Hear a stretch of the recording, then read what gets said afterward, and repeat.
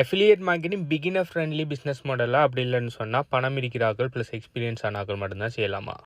Affiliate மார்க்கெட்டிங்கிறது online money making மெத்தட்ஸ்லேயே one of the best money making method. 2 பேருக்குமே பொருத்தமான மணி மேக்கிங் மெத்தட் நான் சொல்லுவேன். பிகினராக இருந்தாலும் சரி, உங்கள்கிட்ட ஆல்ரெடி அஃபிலியேட் மார்க்கெட்டிங் இல்லாட்டி வேறு ஏதாவது ஆன்லைன் பிஸ்னஸில் எக்ஸ்பீரியன்ஸ் இருக்கிற ஆளாக இருந்தாலும் சரி, உங்களுக்கு எல்லாருக்குமே இது ஒரு பெஸ்ட்டான ஒரு பிஸ்னஸ் மாடல் தான் சொல்லுவேன். என்ன காரணம்னு சொல்லி தெரிஞ்சோலான்னு சொன்னால் அந்த வீடியோ ஃபுல்லாக பாருங்கள். கிட்டத்தட்ட நான் 5-6 வருஷத்துக்கு மேலே இந்த அஃபிலியேட் மார்க்கெட்டிங் ஃபீல்டுக்குள்ளே இருக்கேன். நான் அஃபிலியேட் மார்க்கெட்டிங் மட்டும்தான் செய்கிறேன்னு கேட்டால் இல்லை, அதோட சேர்த்து கிரிப்டோ கரன்சி 2ம் சேர்த்தும் செஞ்சுட்டு இருக்கிறேன். ஆனால் இது 2 மட்டும்தான் செய்கிறேன்னா இல்லை, இதை தாண்டி மற்ற எல்லா இதுவும் நான் செஞ்சு பார்த்துருக்கேன். ஓகே, ட்ராப் ஷிப்பிங் செஞ்சு பார்த்துருக்கேன். ஃபிசிக்கல் ப்ராடக்ட்ஸ் இப்போ நான் செய்கிற digital marketing, digital affiliate product தான் செய்கிறேன். நான் ஃபிசிக்கல் அஃபிலியேட் ப்ராடக்ட் செஞ்சிருக்கிறேன். அமேசானில் செல் பண்ண ட்ரை பண்ணிக்கிறேன், ஈபேயில் செல் பண்ணிக்கிறேன், ட்ராப் ஷிப்பிங் செஞ்சிருக்கிறேன். ஓகே, அடுத்தது எனக்குன்னு சொல்லி இ-காமர்ஸ் மாதிரி இதில் ஃபேஸ்புக்கில் ஒர்க் ஷாப் ஒன்று உருவாக்கி அதில் கூட சேல்ஸ் பண்ணியிருக்கேன். நான் எல்லாமே செஞ்சிருக்கிறேன். நெட்வொர்க் மார்க்கெட்டிங் செஞ்சிருக்கிறேன். ஸோ எல்லாமே ஹை டிக்கெட் விஷயங்கள் 2-3 செஞ்சிருக்கிறேன். ஸோ எல்லாத்தையுமே செஞ்சதில் எல்லாத்த விடவும் எனக்கு பர்சனலாக கடுமை ஈஸியாக தெரிஞ்ச ஒரு பிஸ்னஸ் மாடல்னா அது அஃபிலியேட் மார்க்கெட்டிங். என்ன ஆனோன்னா எல்லா பிஸ்னஸ் மாடல்லையும் நீங்கள் எடுப்பீங்கன்னா, இப்போ நீங்கள் இ-காமர்ஸ் ஒன்று செய்கிறீங்க, அதாவது உங்களோட ஒரு ப்ராடக்ட் ஒன்று இருக்குது, அதை நீங்கள் ஆன்லைனில் செல் பண்ணிங்கன்னா இன்வென்ட்ரி மேனேஜ்மெண்ட்டில் இருந்து, கஸ்டமர் சப்போர்ட்டில் இருந்து, ரீஃபண்டுகள் அந்த ரிட்டர்னுகளை பார்க்குறதுல இருந்து, நீங்கள் ப்ராடக்டை ஷிப்மெண்ட் பண்ணுறதுலேருந்து, அதில் வர பிரச்சனை டெக்ஸ்ட் பார்க்குறதுல இருந்து, அடுத்து மார்க்கெட்டிங்கில் இருந்து எல்லாமே நீங்கள் தான் பண்ணணும். ப்ளஸ் நீங்கள் தனியாக செஞ்சாலும் சரி, அதுக்குன்னு சொல்லி ஒரு டீம் ஒன்று வச்சு செஞ்சாலும் சரி. இதே இது ட்ராப் ஷிப்பிங் செய்வீங்கன்னா நீங்கள் ஒரு விலை குறைஞ்ச மேனுஃபேக்சரோரால் கண்டுபிடிச்சி அவர்கிட்ட இருந்து ப்ரொடக்ஷன் சர்வீஸை சோர்ஸ் பண்ணி அதை நீங்கள் உங்களோட ப்ராடக்ட்னு சொல்லி தான் நீங்கள் மார்க்கெட் பிளேசஸில் அப்படி உங்களோட ஓன் வெப்சைட்டில் போட்டு சேல் பண்ண போவீங்க. ஸோ இதுலேயும் பார்த்தீங்கன்னு சொன்னால் உங்களோட ப்ராடக்ட்னு சொல்லி அதை சோர்ஸ் பண்ணுறதால அதுக்குரிய நான் சொன்ன இ-காமர்ஸுக்கு சொன்ன நீங்கள் எல்லா விஷயமும் நீங்கள் செஞ்சாகணும். ஈவன் அது உங்களோட ப்ராடக்ட் இல்லாட்டி மார்க்கெட்டிங்கில் இருந்து, கஸ்டமர் சர்வீஸ்லேருந்து, கஸ்டமர் சப்போர்ட்லேருந்து எல்லாமே நீங்கள் ஈவன் உங்களோட ப்ராடக்ட்டை நீங்கள் தொடரலைன்னாலும் கஸ்டமர் உங்கள்கிட்ட இருந்து ப்ராடக்ட் வாங்குறதுன்னு நினைப்பாங்க. ஸோ நீங்கள் கஸ்டமருக்கு தேவையான எல்லா விஷயமும் நீங்கள் செஞ்சு ஆகணும். அடுத்தது யாருன்னா ஆர்டர் பண்ணுவாங்கன்னா அந்த ஆர்டரை போய் திரும்ப பிளேஸ் பண்ணுறதுலேருந்து சரியாக இப்போ உங்களுக்கு 1000 ஆர்டர் வருதுன்னா அந்த 1000 ஆர்டரை மெனுவில் போய் நீங்கள் பிளேஸ் பண்ணுற வரையும் நீங்கள் தான் செய்யணும் ஈவன் இந்த ட்ராப் ஷிப்பிங்கில். அடுத்து நெட்வொர்க் மார்க்கெட்டிங் எனக்கு பர்சனலாக பிடிக்காத விஷயம் உண்டு. அதாவது நெட்வொர்க் மார்க்கெட்டிங் பார்த்தீங்கன்னா பிள்ளைன்னு சொல்ல வரல, நெட்வொர்க் மார்க்கெட்டிங் செஞ்சு சக்ஸஸ் ஆகலிக்காங்க. எனக்கு பார்த்தீங்கன்னு சொன்னால் பிடிக்காது. ஏன்னா நான் ஒரு இன்ட்ரோவர்ட், எனக்கு ஆக்களோட போய் கதைச்சி இது செஞ்சு ஆக்களை கன்வின்ஸ் பண்ணி நிற்கல. நெட்வொர்க் மார்க்கெட்டிங்கிற கான்செப்ட் என்னென்னா நீங்கள் ப்ரொடக்ஷன் சர்வீஸ் தான் மூவ் பண்ணுவீங்க, ஆனால் நீங்கள் ஆக்களுக்கு கூட மூவ் பண்ணுவீங்க. ஓகே, இப்போ நீங்கள் செய்கிற வேலைக்கு உங்களுக்கு மட்டும் கமிஷன் இல்லாமல் உங்களுக்கு கீழே அவங்க யாரெல்லாம் கஸ்டமராக வராங்களோ அவங்களும் செய்கிற வேலைக்கு கூட அவங்களுக்கு கமிஷன் கிடைக்கிறதால நீங்கள் அவங்கள ஃபோர்ஸ் பண்ணி அவங்கள கன்வின்ஸ் பண்ணி திரும்ப அவங்கள கன்வின்ஸ் பண்ணி இப்படி டீம் பில்ட் பண்ணிட்டு இருக்கணும். ஆக்களோட பயங்கரமாக மேனேஜ் பண்ணுற ஒரு பிஸ்னஸ் மாடல் உண்டு. எனக்குமே பிடிக்கும். எனக்கு ஆக்களோட கதைக்கிறது எனக்கு பிடிக்கும். நான் ஒரு இன்ட்ரோவர்ட். ஓகே, ஸோ எனக்கு ஆக்களை கன்வின்ஸ் பண்ணுறது, ஆக்களுக்கு பின்னால் தர்றது, நீங்கள் ஜூம் மீட்டிங் அட்டன் பண்ணி அது செஞ்சேன் நீங்கள் எத்தனை பேரோட காய்ச்சிங்க, நீங்கள் இன்னொரு ஆக்களோட உங்களோட ப்ராடக்ட்டை விற்றீங்களா இல்லையாண்டு இன்னொரு ஆக்களை புஷ் பண்ணுறது எனக்கு விருப்பம் இல்லை. நான் எனக்கு ஏழுன்ற அளவுக்கு நான் செல் பண்ணுவேன். அது எந்த ஓன் எஃபர்ட்டுக்கு எனக்கு எவ்வளோ மணி ஏர்ன் பண்ணப்படுதோ அது எனக்கு சந்தோஷம். இன்னொரு ஆள்ற புஷ் பண்ணி அவர் செய்கிறதால தான் எனக்கு பெனிஃபிட் இருக்கு. அதனால் அவரை போட்டு புஷ் பண்ணுவேன்னு சொல்லி அவரை புஷ் பண்ணுறதுல எனக்கு விருப்பம் இல்லை. ஆனால் அஃபிலியேட் மார்க்கெட்டிங் பியூட்டி என்னென்னா, நான் கிரிப்டோ கரன்சி பற்றி கேட்கல, கிரிப்டோ கரன்சி சம்மந்தமாக டீட்டெயில்ஸ் ஒன்றுன்னா நான் இன்னொரு வீடியோவில் சொல்கிறேன். அது சம்மந்தமான டீட்டெயில்னா கீழே கமெண்ட் பண்ணுங்க.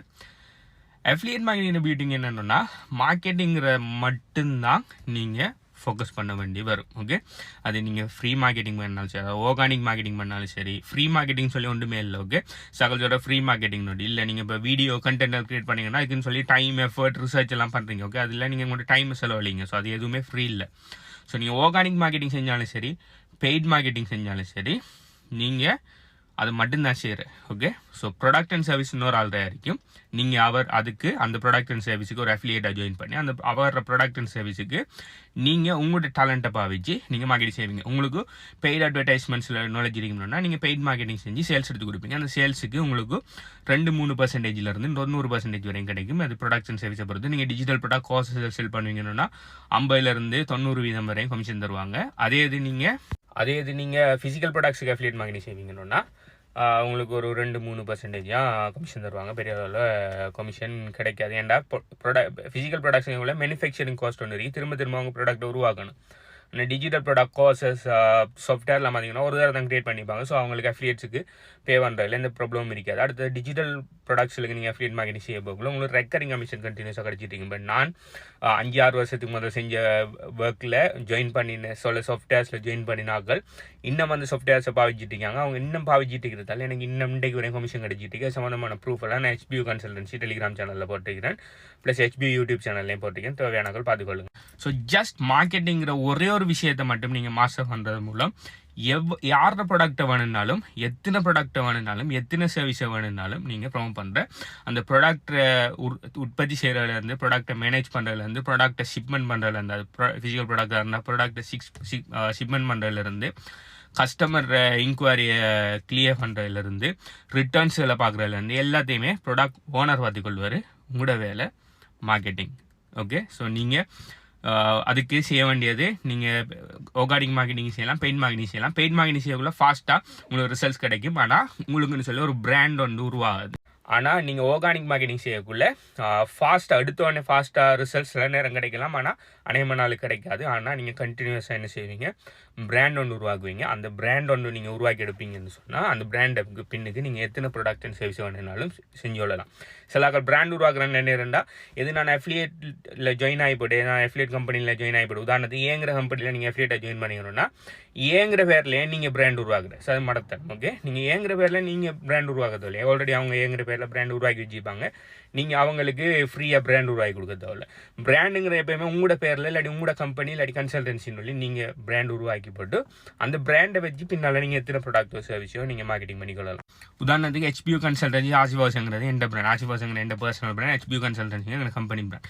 இந்த பிராண்டை வச்சு இதுக்கு பின்னுக்கு நான் எத்தனை ப்ராடக்ட்டோ சர்வீஸையோ நான் ப்ரொமோட் பண்ணிக்கொள்ளலாம். ஓகே, இப்போ நான் ஒரு வருஷத்துக்கு ஒரு ப்ராடக்ட் ஒன்று ப்ரொமோட் பண்ணுறேன். நாளைக்கு அந்த ப்ராடக்ட் எனக்கு பிடிக்கல, அதோட பெட்டரான ப்ராடக்ட் ஒன்று கிடைச்சிட்டு அப்படி இல்லைன்னா அந்த ப்ராடக்ட்ல ஏதாவது இது அவங்க கம்பன்சேஷனை மாற்றுறாங்க, அப்படி ஏதாவது பிரச்சனை சண்டை வந்துட்டு என்ன வேணுனாலும் நடக்கலாம். நடந்தீங்கன்னா நான் அதை தூக்கி எறிஞ்சோடு நான் இன்னொரு ப்ராடக்ட்டை ப்ரொமோட் பண்ணலாம், ஒரு பிரச்சனையும் இல்லை. என்ன காரணம்னா நான் அந்த ப்ராடக்ட் பேரில் பிராண்ட் உருவாக்கலை.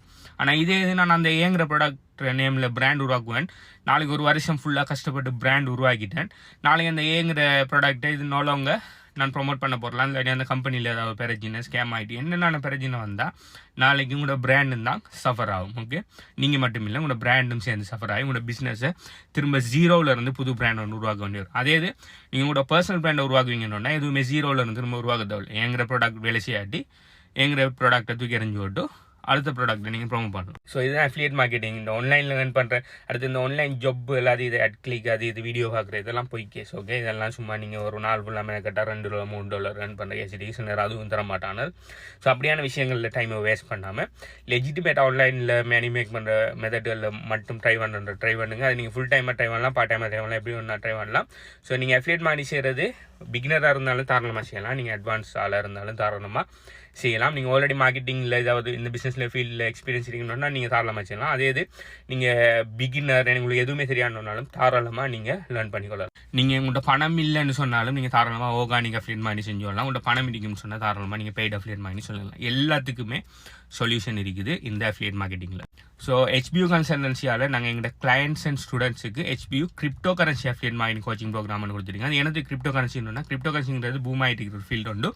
அநேகமான கிரிப்டோ கரன்சிக்குள்ளே இல்லை. நீங்கள் வேறு நீச்சு எடுப்பீங்கன்னா நிறைய அஃபிலியேட்ஸ் இருக்காங்க, ஆல்ரெடி நிறைய சச்சுரேஷன் இருக்காங்க. கிரிப்டோ கரன்சிங்கிறது பூம் ஆகிட்டு இருக்கிற ஒரு மார்க்கெட், ஃபியூச்சரில் போயிட்டு இருக்கிற ஒரு மார்க்கெட்டுங்கிறதால நீங்கள் கிரிப்டோ கரன்சி அஃபிலியேட் மார்க்கெட்டிங் செய்வீங்கன்னா நீங்கள் குயிக்காக ஸ்டாண்ட் அவுட் ஆகலாம். ஸோ எங்கள் கிளைண்ட்ஸ் அண்ட் ஸ்டூடெண்ட்ஸுக்கு crypto currency affiliate marketing coaching program 100% free. அது சம்மந்தமான டீட்டெயில்ஸ் வேணும்னு சொன்னால் HBUன்னு சொல்லி கீழே கமெண்ட் பண்ணுங்கள், அது எப்படி எடுக்கிறேன்னு சொல்லி டீட்டெயில்ஸ் தரேன். அடுத்தது எங்களோட ஸ்டூடெண்ட்ஸ் எல்லாம் என்ன மாதிரி ஏர்ன் பண்ணியிருக்காங்க, எங்களோட affiliate marketing students crypto currency students எல்லாம் என்ன மாதிரி ஏர்ன் பண்ணியிருக்காங்க, போட்டில் ஜாயின் பண்ண ஸ்டூடெண்ட்ஸ் எல்லாம் என்ன மாதிரி ஏர்ன் பண்ணிருக்காங்க, எல்லா டீட்டெயில்ஸுமே HBU கன்சல்டன்சி டெலிகிராம் சேனலில் போட்டுருக்கிறேன். அது சம்மந்தமான டீட்டெயில்ஸ் பார்க்கணும்னு சொன்னாலும் HBUன்னு சொல்லி கீழே கமெண்ட் பண்ணுங்கள். இதை பற்றி நீங்கள் என்ன நினைக்கிங்க, இது ஒரு பெஸ்ட்டான பிஸ்னஸ் மாடலாக இருக்குன்னு சொல்லி நீங்கள் நினைங்களா இல்லையான்னு சொல்லி கீழே கமெண்ட் பண்ணுங்கள். பை.